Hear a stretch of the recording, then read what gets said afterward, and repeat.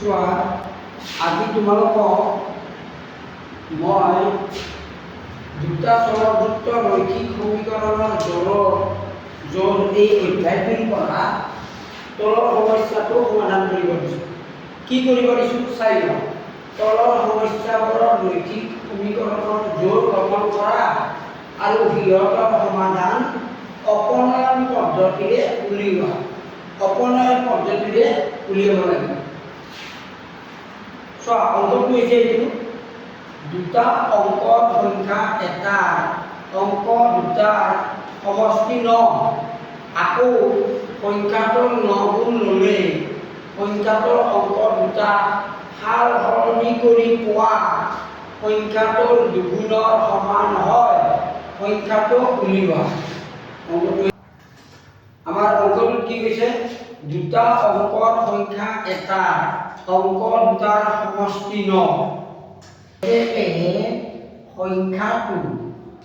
সংখ্যাটো আমি লিখি লওঁ। সংখ্যাটো কি হ'ব 10 চনৰ অংক x আছে নহয় ইয়াৰে লগত 10 পূৰণ কৰিব পূৰণ কৰিলে হ'ব 10x আৰু একক স্থানৰ অংকটো যোগ কৰিবা।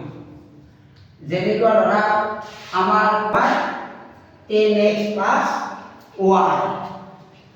এতিয়া চোৱা এই সংখ্যাটো যদি আমি কি কৰিব অংক দুটা সাল সলনি কৰোঁ যেনেকৈ ধৰা 42 যদি সাল সলনি কৰা 24 গতিকে অংক দুটা সাল সলনি কৰিব সংখ্যাটো x টো যদি একক স্থানত যায় y টো যদি 10 স্থানত আহে তেতিয়া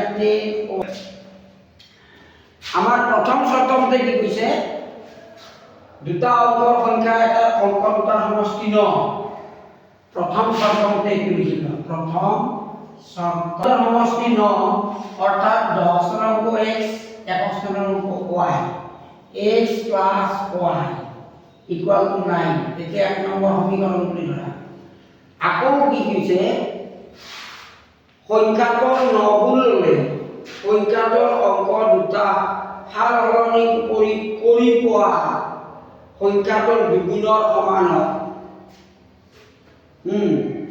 সংখ্যাটোৰ 9 গুণ ল'লে সংখ্যাটো আমাৰ এইটো ইয়াৰে 9 গুণ ল'লো দ্বিতীয় চৰ্তমতে লিখিলে x প্লাছ y ইয়াৰে 9 গুণ ল'লে কি হ'ব সংখ্যাটোৰ অংক দুটা সাল সলনি কৰি পোৱা সংখ্যাটোৰ দুগুণৰ সমান হয়।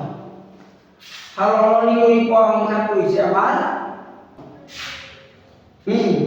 গতিকে আমাৰ এইটো আমাৰ 90x এতিয়া তোমাৰ কিমান আৰু ধৰা 11 প্ৰতিটো পদকে এইটো 2 নম্বৰ সমীকৰণ। তো এতিয়া আমাক অপনয়ন পদ্ধতিত সমাধান কৰিব দিছে। গতিকে আমি কি কৰিম অপনয়ন পদ্ধতিত সমাধান কৰিব লাগিলে আমি যদি চাওঁ 1 নম্বৰ সমীকৰণত y হওক 2 নম্বৰ সমীকৰণত y হওক এইটো plus y and minus y গতিকে 1 নম্বৰ যোগ 2 নম্বৰ কৰিলে আমি কি পাম x ইকুয়াল টু আমাৰ হ'ব y x ৰ মান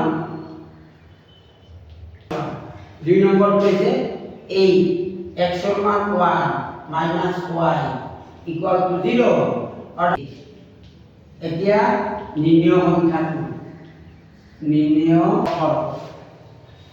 এনেকুৱা কেইটা সংখ্যা পোৱা যায় বুলি যদি প্ৰশ্ন কৰে তাৰ উত্তৰত ক'ব লাগিব এনেকুৱা সংখ্যা